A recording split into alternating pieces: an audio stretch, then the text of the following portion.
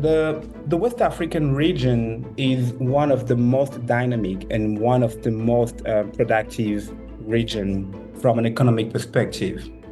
But for the past few years, since 2020 and slightly earlier before 2020, the West African region has been undergoing a series of events. And when I talk about series of events, I want to refer mostly to political and presidential overthrowing of president-elect, candidate in the past few years. In this episode, I'm going to have a very interesting and interactive conversation with one of the most prolific African intellectuals to actually discuss and try to gather some interesting and powerful perspective on the symbolisms of military takeovers in Africa, particularly in the West African region. Welcome to your favorite podcast, Smart, Intellectual, Knowledgeable African. I'm Philippe S.I.K.A. If you're not yet a member of our amazing community of young intellectuals, I invite you to click on the subscribe button and to also activate the ring bell so that you don't miss out on the very interesting upcoming episode. Today, like I said, we have a very interesting guest. His name is Germinal Van, and I'm going to let him introduce himself. Jean-Philippe or S.I.K.A, depends on how you want to go by, but thank you. Thank you for having me on the S.I.K.A platform, on the S.I.K.A podcast. It's been a long time coming, and finally we make it happen, and we will specifically talk about a very important topic. Yeah. And so for those who don't know me yet, my name is Germinal G. Van, Germinal Gerard Van. I am the founder and owner of GGV Publishing Company. It's a publishing company that publishes fiction, nonfiction, and academic work, specifically in politics, economics, and history. We publish in English and we do translation work. So for any French-speaking listeners who are interested in getting their work translated in English, they're free to submit their work to us, and we will publish them. Jean-Philippe and I, we've been friends for a very long time. We went to school together. We even wrote a book together. And that shows the friendship, but the intellectual support that we bring to one another, despite that we may not necessarily agree on everything. That's even what makes the friendship even beautiful, is that there's always a conversation. And Jean-Philippe is one of the most intelligent men I ever met in my life. He always makes very great point. I may not agree with his point, but it's hard to not be seduced by the point, because they're all based on logic, and the reasoning is very strong, and that's what I believe consolidated my friendship with him. So Jean-Philippe, thank you for having me on your podcast. Appreciate it. Yeah, pleasure. It's definitely great to have you back, considering the ties that we share together. So, like I was saying in the introduction, I know you've been wanting to talk about this topic for quite some time now. And today we are going to look at it from a very rational perspective. We are going to share eventually the most powerful perspective. So without further ado, I'm going to start with the first question. What do you think of the current juntas in West Africa? And when I say in West Africa, I refer to the current countries under military ruling, such as Mali, Burkina Faso, Niger, and Guinea. So I think it's really unfortunate. It's unfortunate to see how these four countries have fell back. They were on the path to, I wouldn't say to democracy, because democracy is not necessarily a great system either. You know, we love to praise democracy as like this great system, but it's not a great system. But they were on the path to a democratic system within a republic. So to free up political competition, you know, and individual liberties. And these four military juntas pretty much set back the progress that those countries were making.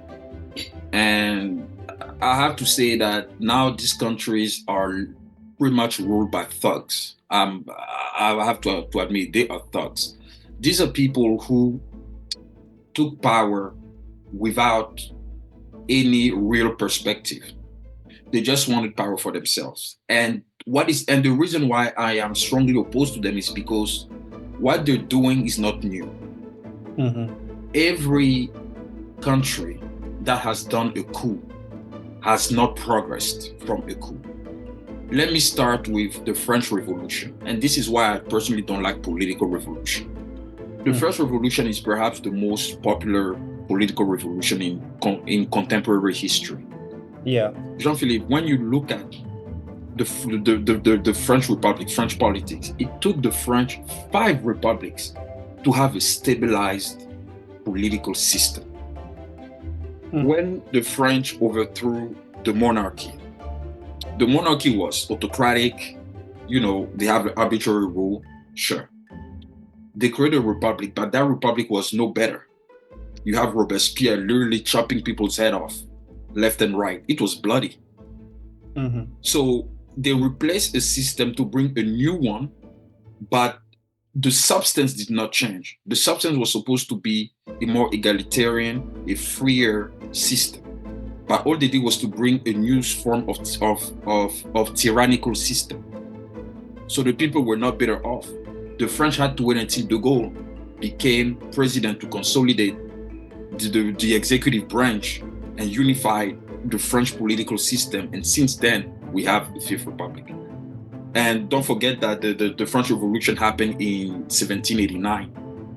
Then France got into the Fifth Republic in 1958 or 59, if I remember correctly. So it took France almost 200 years, right? When you look at the Soviet Union, same thing. They overthrew the monarchy with Nicholas II. Lenin took power.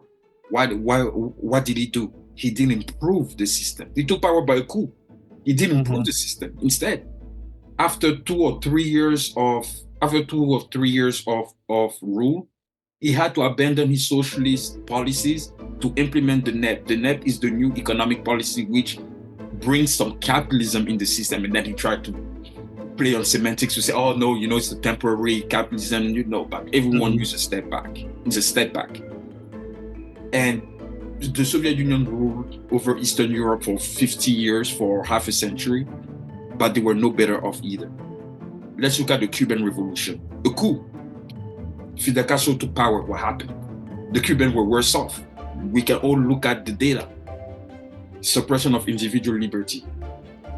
Extrajudicial practices where he pretty much arbitrarily imprisoned people. Basically, any political opponent, anyone who opposes rule, he would imprison them without due process. You're a lawyer, you know those things. And the list goes on. Every country that has gone through a coup, whether it's military coup or a civilian coup, a coup d'etat is a coup d'etat, and a coup d'etat does not develop a country. On the contrary, it slows its progress because we have to restart everything again and again. That being said, I talk about this to set a precedent about my argument that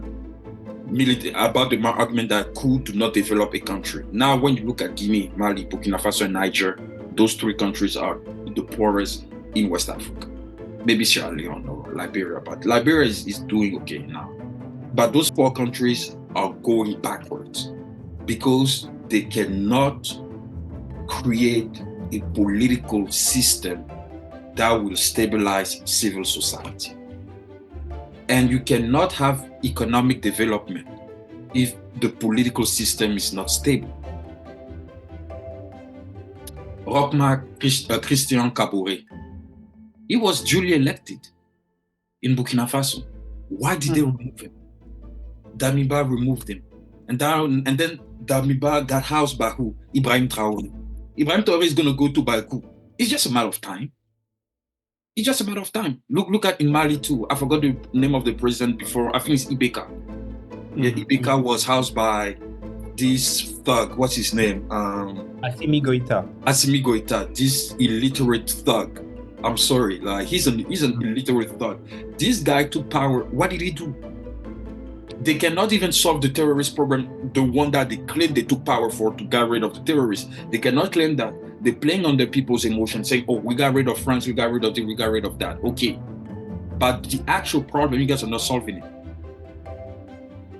Mamadi Doumbouya, he took power in Guinea. Why? Because he said, oh, Amadou Kondé is trying to do a third term. But how? The question isn't whether he's doing a third term or not. The question is his policies improving the life of his people? That's the question. If his policies is improving the life of the people, why are you going to remove it? It doesn't matter. In Niger, Bazoum was elected. I don't agree with his policies. Bazoum is a socialist, but he was still duly elected. Let him finish his term. Why are you removing him? And when those guys come, they take power, and what they do is not better. But I'm sure we will talk about the removal from ECOWAS and stuff like that. But so far, them taking power has not improved the socio-political and socio-economic condition of the country. Okay, thank you for this very interesting introduction. Mm-hmm. If I hear you correctly, I think from what you just said, you are definitely not agreeing with the fact that these countries are being ruled by military powers. Mm-hmm. That's the first element I notice here. But now I have another question. What about the people will? Because as much as I may understand your rationale here, but we need to actually differentiate between the country that you actually used as example versus the current country we are talking about. In the French Revolution, in Cuba, and in the Soviet Union, this was highly controversial because on one hand, all these people, these dictators, they did not necessarily enjoy, the popular support. They did not enjoy popular legitimacy. I mean, that's the point I want to talk about. Yeah. As opposed to the West African case, when we're looking at the West African case, we notice one thing: in every country that we just mentioned, either Mali, Guinea, Burkina Faso, and Niger, we notice that the general population, the laymen and the laywomen, everyone seemed to have been happy about, this new situation. And I also understand that we are talking about democracy, and democracy has to set principle. Democracy also means that we have to go by the book, but we also need to understand that democracy also means that the power belongs to the people. So when opposed to a scenario where you have to actually choose or pick between the people will versus constitutional rights, how do you actually strike a fair balance, and how do you get to decide which one is going to be the most important principle? So, Jean-Philippe, let's set things straight here. Mm-hmm. If it's truly the will of the people, why don't they organize the elections then? Let people vote. What's the issue? If you truly believe that you have the support of the people, go to the polls. They haven't, because they know the people do not support them. What you guys see on TV is just a minority of people they show. People have a way of putting cameras in a way that it will make you believe there's an entire crowd. That's wrong. If they truly believe in the legitimacy of their power, organize the election, retire your military uniform, become a civilian, and go to the polls. Jerry Rawlings did that in Ghana. Obasanjo did that in Nigeria. Mm-hmm. Buhari did that in Nigeria too. Buhari was a military leader. Obasanjo was a military leader. Mm-hmm. They became president. Why those guys don't do the same? What's the issue?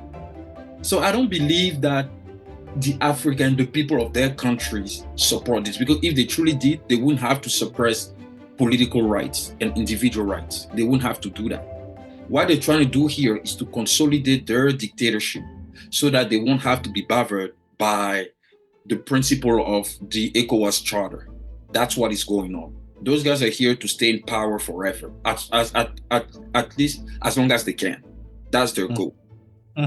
Because when you truly believe in the legitimacy of your power, you let the people electing you duly. There's no issue with it. If you know that you have the support of your people, go ahead with the election.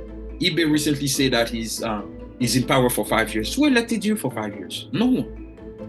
You said that initially you were coming for a transition of the OSA with the 24 months rule, or we're here to organize the transition and then give power back to the civilians. How come we move from 24 months to 5 years? What has happened? After 24 months, you're supposed to organize elections. So, and the other point is that Africans are getting distracted by things that don't really matter to them. The whole notion of nationalism, oh, we're kicking France out, this is nonsense. Because at the end of the day, Jean-Philippe, France is not preventing at this stage, in this day and age, anyone to develop the country. I'm taking Ivory Coast as an example. Look at Alassane Ouattara, the president of Ivory Coast. Alassane Ouattara has been criticized, whether you like him or not, but he has been criticized for being like a valet or vessel of France and so on and so forth. But Alassane Ouattara doesn't just work with France. He works with everyone. He has Chinese contractors to develop the infrastructures of the country. He has French, he has American contractors, he has Singaporean contractors. Everyone is coming to work for the country. No one has prevented Ivory Coast to be where it is today. You were at the African Cup of Nations. Weren't you proud of your country? Weren't you proud of the fact that Ivory Coast was able to be the greatest country in Africa at that period? Yeah, I was. Exactly. Why? It's because whether we say that Ivory Coast is under French rule, it didn't prevent Ivory Coast to develop the infrastructure that it has today. You and I, we went to school. Look at Ivory Coast at the time we went to school back in 2008, 2009, and look at Ivory Coast now. Look at the progress that has been made. So we need to stop this narrative of France or the former colonial power is preventing us from developing. The truth is that French colonial power in Africa, or French influence is waning. It's dying off. It's great that young Africans are aware of that. You know, they're now conscious of the fact that they want to take their own destiny in their hand. On that one, I have absolutely no issue. But true Pan-Africanism is economic Pan-Africanism. It's not political Pan-Africanism. I agree with that. Economic Pan-Africanism is what we need. We need to create systems by first removing visas among countries. We need intra-trades. We don't have a system of intra-trade the way the European Union does with Schengen. We need intra-trades. We need free trades and intra-trades. Ivory Coast has to be able to trade with Burkina Faso without tariffs, and so on and so forth. Those things are what preventing African countries from developing. Political Pan-Africanism is nonsense. It's because it is just dictatorship on a new scale. And this is the end of the first part of our very interesting conversation, Germinal and myself. I hope you found it very interesting and that it provided you like a lot of powerful perspective. Thank you for taking the time to listening to your favorite podcast. I would like to ask you, if you happy with this podcast, it will be very interesting for you to add as much as possible the likes so that the videos and the episode gets also, recommended to other people so that we increase our community of young intellectuals.